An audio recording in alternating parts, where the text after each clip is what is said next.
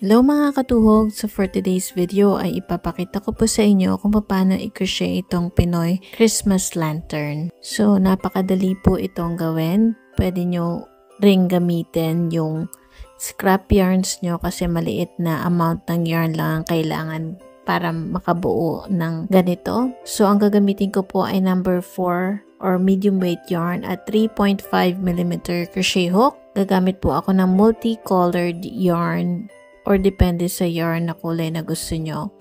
So, start tayo by making a slip knot. Tapos ay mag-chain 3 tayo. Ang chain 3 po ay mag-count as 1 double crochet. Tapos, mag-work po tayo ng 14 double crochet dyan sa magic ring. So, at the end of this round, meron po tayo dapat na total na 15 double crochets. Pag natapos na po ay mag-work tayo ng slip stitch doon sa first double crochet or doon sa chain 3. Slip stitch muna natin doon sa third beginning chain. Tapos po hilahin na natin yung buntot. At this point, pwede na natin i-weave in yung ends pero siguro mamaya ko na lang gagawin. Round 2, mag-chain 1 tayo at 1 single crochet doon sa parehong or same stitch. Tapos 1 single crochet into each of the next 2 stitches. So, bali 3 individual single crochets, chain 2, and then mag-work ulit tayo ng 1 single crochet doon sa magkakasunod na 3 stitches. So, yun ang uulitin natin paikot. 3 single crochets and then chain 2. Dapat meron tayong 5 na total na ganon.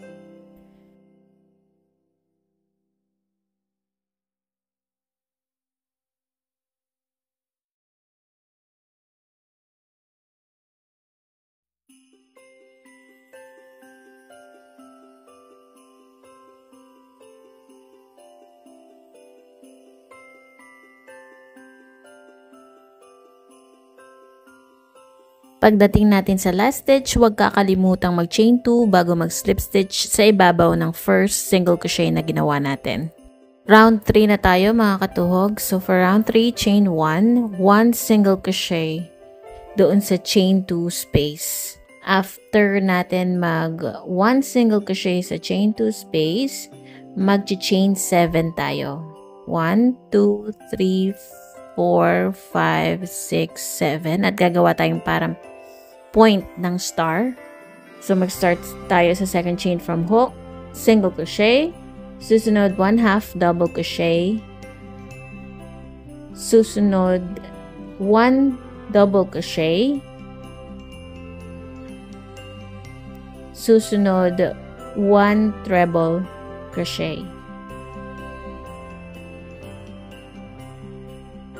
Tapos dun sa susunod, double, treble. 3 paikot sa hook.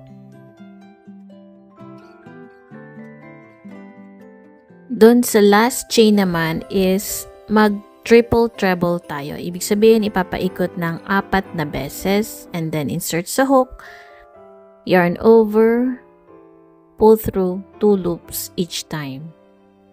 Ito na yung last natin. And then, mag-work tayo ng single crochet dun sa next chain 2 space. After nyan, uulitin lang natin yung paggawa nito para magkaroon tayo ng 5 total na point ng stars.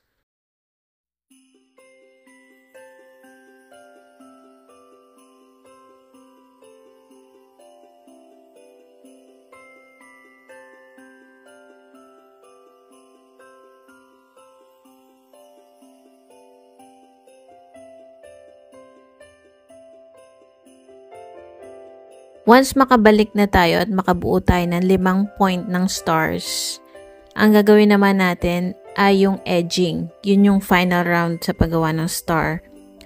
So, dun sa first single crochet na ginawa natin, slip stitch natin, and then, ito na siya. Tapos, mag-chain 1 muna tayo and then 1 single crochet into the same stitch. Bale, mag-work tayo ng single crochets around. So, for each stitch, sa ibabaw ng mga stitches na ginawa natin, mag-work tayo ng single crochet. Tapos, dun sa tuktok niya, once makarating tayo, mag-chain 1 tayo. And then, continue lang natin mag-work ng 1 single crochet into each stitch. So, ginagawa natin yung chain 1 sa pinakatuktok para maging matulis yung stars natin, yung pointed siya. After nyan, tapos na tayo at ang susunod naman nating gagawin is lalagyan natin ng highlight or slip stitches. So, nakabalik na tayo. Mag-work tayo ng slip stitch dun sa first single crochet na ginawa natin. Or, pwede nyong gawin or sundan yung ginagawa kong technique na kakat ko muna yung yarn tapos mag-work ako ng chain doon sa first single crochet na ginawa ko para hindi kita yung pag-join natin. And then after that, i-weave in na lang natin yung ends.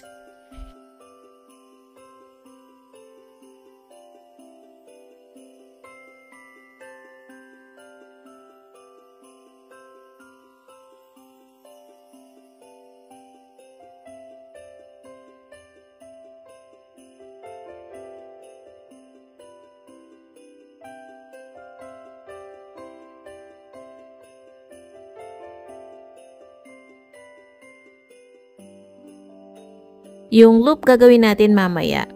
Pero bago yan, maglalagay tayo ng highlights dun sa star natin. Optional lang naman to. Kung ayaw nyo, pwede nyo skip. So, madali lang. Ito yung tinatawag na surface crochet. So, bali mag-work lang tayo ng mga slip stitches dun sa ilalim kung saan tayo nag-work ng single crochet sa gitna ng 2 stitches. So, tuloy-tuloy lang yung pag-work natin ng slip stitches hanggang sa makarating tayo sa corner, and then continue lang natin dun sa susunod na mga available stitches hanggang sa makabalik tayo.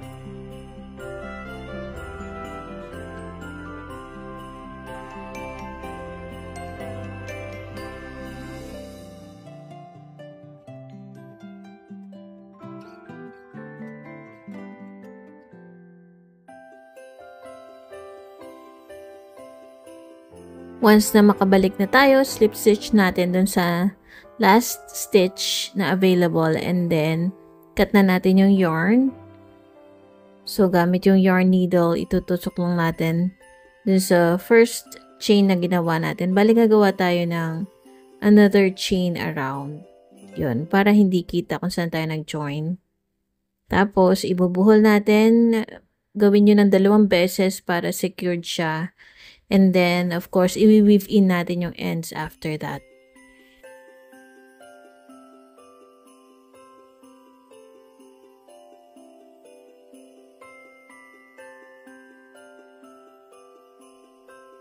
Ang susunod na gagawin naman natin ay yung sabitan. So, madali lang yon. Mag-chain lang tayo ng kung gaano natin kahaba gusto.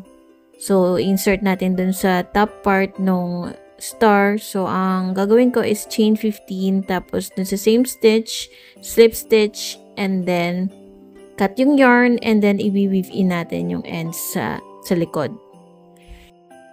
Pagkatapos natin gawin, ay i-weave in lang natin yung ends, tapos ang susunod naman is yung 2 buntot sa ilalim ng star natin. So, mag-chain lang tayo ng 20. After natin mag-chain ng 20, mag-a-add muna tayo ng 3 more chains. And then, dun sa ika-4 na chain, dun tayo mag-work ng 2 double crochet. So, bali merong 3 double crochets for each chain para magpaikot siya after. So, yun lang. Paulit-ulit lang, 3 double crochets into each chain. Tapos, makikita nyo, para siyang buhok na kulot. Ganun ang magiging effect niya. And then, pwede na nating attach dun sa ilalim ng star natin. So, kailangan natin ng 2 piraso nito. And after that, tapos na po tayo. So, kung nagustuhan niyo po ang video na to, do not forget to hit like, comment lang sa mga gusto niyo pa pong tutorial na mapanood dito sa aking Facebook page. And salamat po sa pag-subscribe. Advance Merry Christmas!